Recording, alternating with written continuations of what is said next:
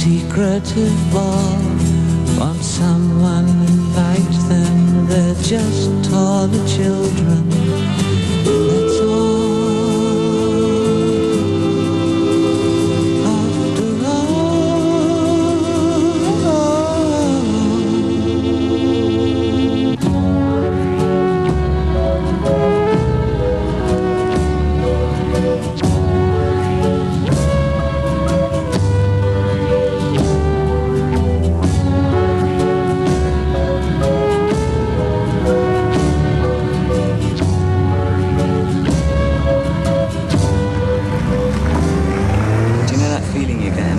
After somebody's accelerating very, very fast and you're not driving. And you get that thing in your chest when you're being forced backwards and you think, ooh, and you're not sure whether you like it or not. It's that kind of feeling. That's what success was like. The first thrust of being totally unknown to being what seemed to be very quickly known. It was very frightening for me. And coping with it was something that I tried to do. And that's what happened. That was me coping. Some of those albums were me coping. Taking it all very seriously, I was.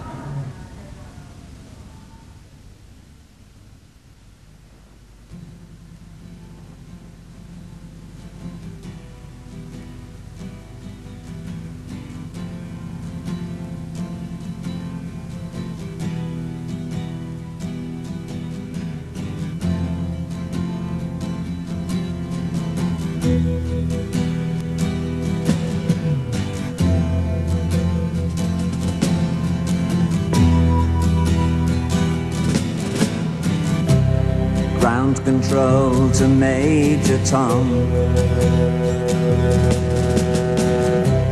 Ground control to Major Tom. Take your protein pills and put your helmet on. Ground control to Major Tom. 8, 7, 6. Commencing countdown, engines on. 3, 2. Check ignition and may God's love be with you.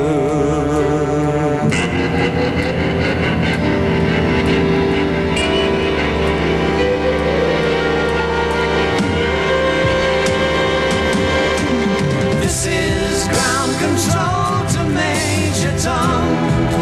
You've really made the grade, and the papers want to know whose shirts you wear. Now it's time to leave the capsule if you dare.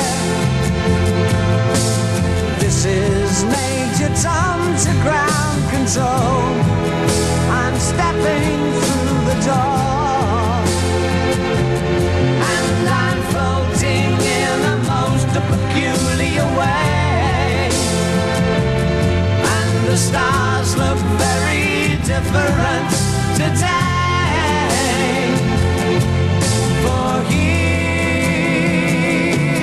am I sitting in a tin can, far above the world. Planet Earth is blue and there's nothing I can do.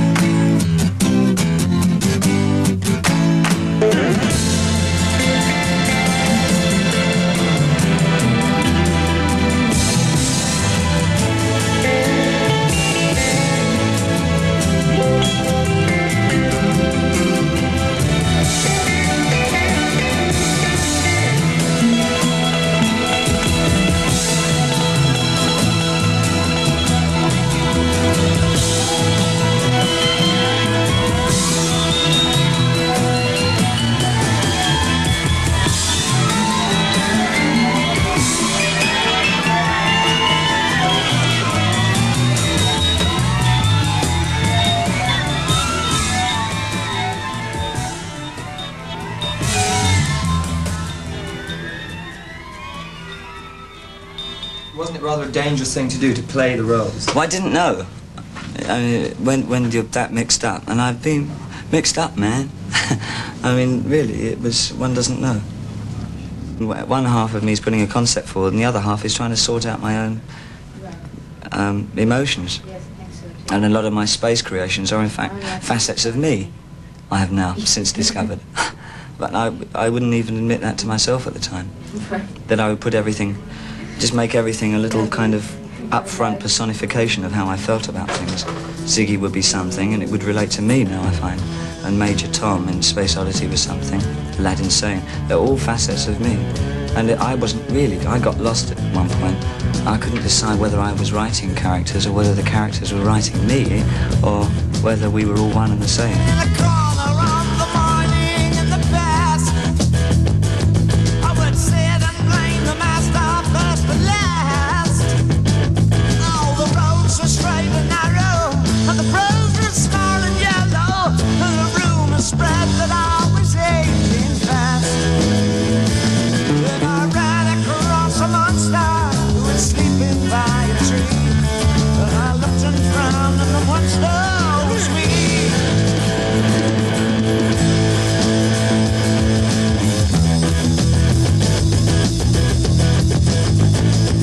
Well, I said hello and I say hello, and they asked why not, and I replied I don't know. So he asked a simple black bird who is happy as can be. Well, he laughed insane and quipped Khalil Gibran, and I cried for all the others till the day was nearly through, where I realized that God's a young man too.